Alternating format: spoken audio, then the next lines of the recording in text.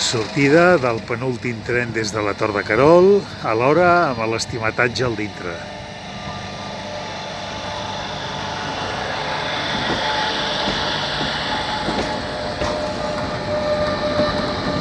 La 111, la primera a ser reformada, i la 093, que se'n van cap a l'Hospitalet de Llobregat, amb tota una eminència a dins d'aquest tren. El nostre estimat Àngel Badal.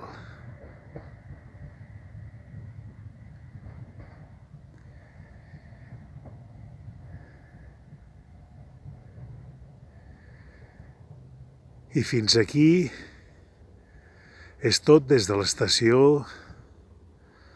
de la Tor de Querol.